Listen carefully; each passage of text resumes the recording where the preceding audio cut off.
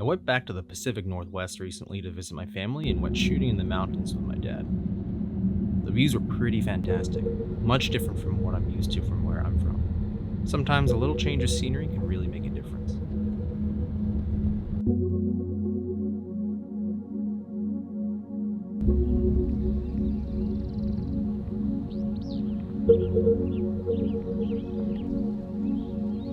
What was also really special about this trip is that I got to shoot the first gun that I ever bought in my life, the Mosin Nagant M91.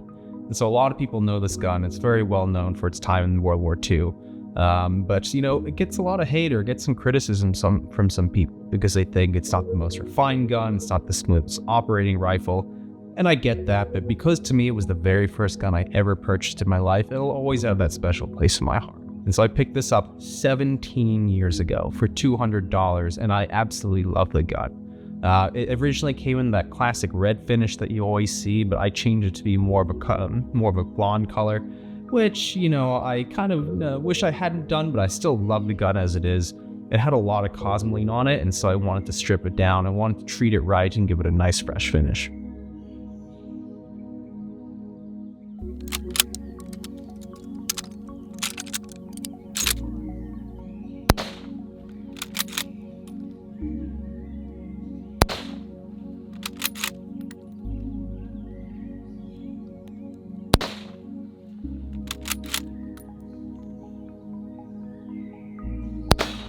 There we go.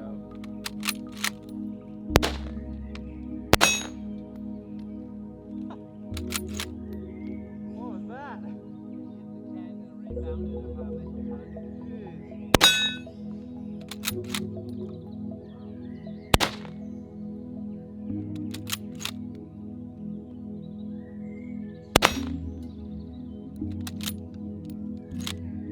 want to see what it looks like when it's done.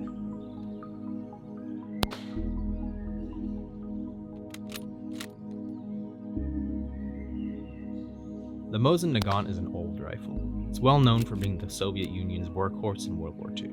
It's chambered in 7.62 by 54R and has quite a kick compared to 5.56 when you shoot it, and I love it. There's something about shooting a larger caliber rifle and manually cycling the action that just makes you feel more connected to the gun. The sound of the bolt cycling, ejecting the spent casing, and then chambering a new round is just so satisfying.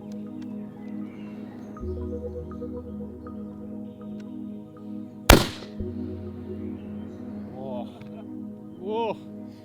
I think we'll give that one a miss. Too much smoke. The Mosin holds 5 rounds, which you can feed one by one into its internal magazine, or you can use stripper clips to load it a little faster. Now, the bolt does feel very heavy after you shoot, probably because you're fighting the firing pin's spring pressure to open the bolt. But as long as you have the proper technique, this isn't an issue at all. Just remember that this was a solid rifle meant to fight in wars, not to be a safe queen, so you can be a little rougher with it. The sights aren't bad either. They're a little outdated, but the ring covering the front sight definitely helps. But I'm more used to, and I actually prefer, the target style sights of the M1 Garand, which I own as well. I definitely had a thing for World War II rifles when I first started out.